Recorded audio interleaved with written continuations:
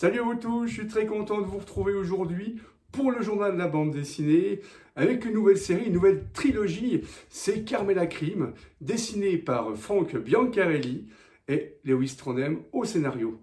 Allez, on a rendez-vous avec Frank Biancarelli. Gros projet, effectivement, c'est le projet que je fais aux éditions du Lombard avec Lewis Trondheim.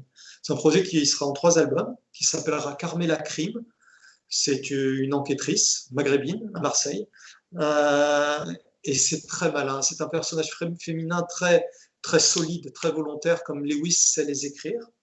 Euh, et euh, et j'y prends beaucoup de plaisir.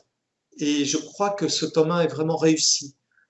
Je parle de l'histoire. Je crois qu'il est vraiment réussi. Et j'espère que le dessin l'est aussi. Mais bon, ça sera aux autres de le dire. C'est pas à moi. Mhm.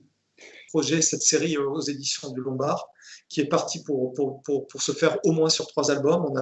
On a des idées avec Lewis pour 3 bouquins. On a un univers très ambitieux. Très ambitieux, je veux dire par là, qui demande beaucoup de travail, de décor, de minutie. Je reviens au travail que je fournissais au moment du livre des destins. C'est Ah, un super. travail beaucoup plus à la franco-belge, Oui, tu oui. vois, avec beaucoup de cases, des décors, du 46 pages, des histoires qui se terminent en un tome aussi, un peu comme Tintin, tu vois. Mhm. C'est-à-dire que c'est une série, mais une série de one-shot. Voilà, tu lis un album, c'est fini, c'est une enquête. L'album suivant, hop, ça sera une nouvelle enquête, etc.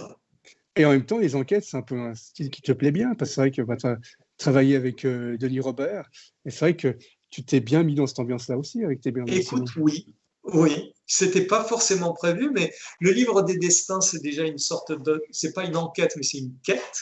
Oui. C'est pas tout à fait la même chose, mais ce qui est pas loin. Et puis depuis, finalement, c'est vrai que d'une certaine manière, ce sont des polars, même si ce sont des polars qui des fois font des pas vraiment sur le côté, comme Grand Est, c'est un Mhm. pseudo-polar, mais ça reste un peu un polar malgré tout. Il n'y a pas de meurtre, il n'y a pas de. Mais en fait, c'est construit comme un polar.